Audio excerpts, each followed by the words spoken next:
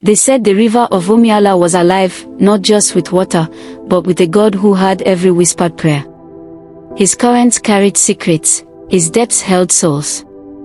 The people worshipped him, feared him, and depended on him for life itself. But when the drought came, the river dried, and silence swallowed the land.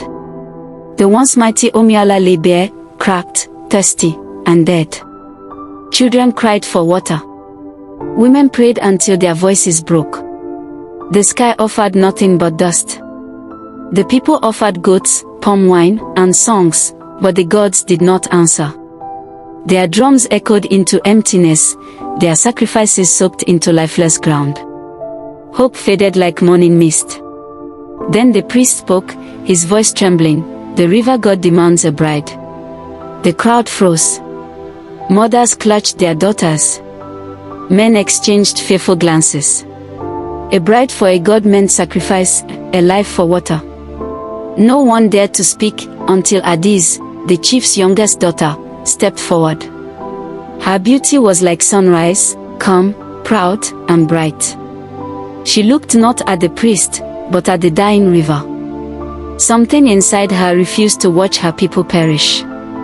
"If the river wants a bride," she said softly, "let it take me." Her voice was steady, but her eyes held quiet fire. The crowd murmured. Some called her brave. Others called her cursed. That night, women dressed her in white cloth, adorned her with coral beads, and sang songs of farewell. Their voices quivered between sorrow and pride as they braided her hair and kissed her forehead goodbye. The candles burned low. The air smelled of tears and palm oil. The drums echoed across the valley as she walked alone toward the dry riverbed. Each beat followed her like a heartbeat, slow, heavy, and final. The moon watched in silence as she descended into the valley of dust. Her bare feet touched the cracked ground, the wind whispered like unseen spirits. The world seemed to hold its breath. Even the crickets went still. Only her white veil moved, fluttering like a restless soul. She knelt and whispered, "Omi-Ala, I am your bride." Her words melted into the still night air. The calabash beside her glowed faintly in the moonlight as she poured the oil into the earth. For a heartbeat, there was only silence. Then the earth trembled. The air thickened with magic. Light began to seep through the cracks, glowing blue beneath her feet. The ground pulsed, alive once more. Then, from the depths of silence, the river burst to life. Water roared upward like a storm reborn, swirling around her in a dance of light and fury. The wind howled. The moon vanished behind clouds. Adaeze did not flinch. A figure emerged, tall, luminous, his skin shimmering like liquid glass. His eyes held the depth of oceans, and his voice echoed from eternity.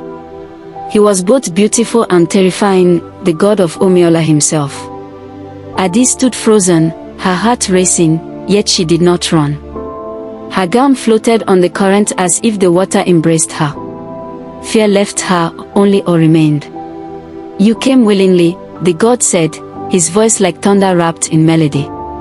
She nodded, tears glistening. "Yes, my lord."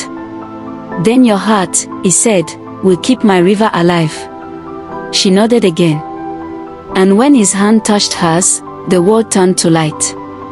Water and wind spun together, lifting her veil into the sky as everything vanished in brilliance. The night swallowed her whole, and then came peace. The next morning, the villagers woke to the sound of rushing water. They ran to the banks and saw the river alive again, wide, full, and gleaming beneath the sun. Children laughed. Elders wept. The land was reborn.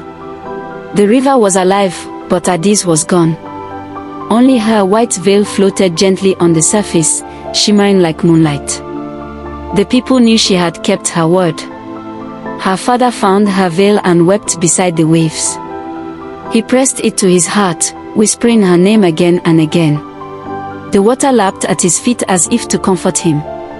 The people built a shrine by the river and whispered her name in prayer. They sealed her veil inside a clay jar and lit candles in her honor.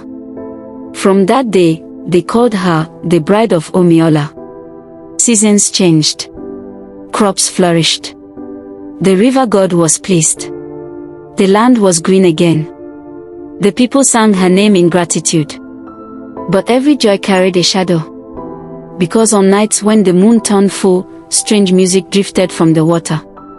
Soft drums, faint laughter, and sometimes a song. A melody no human voice could sing. They say it was Adaeze, the bride who became one with the river.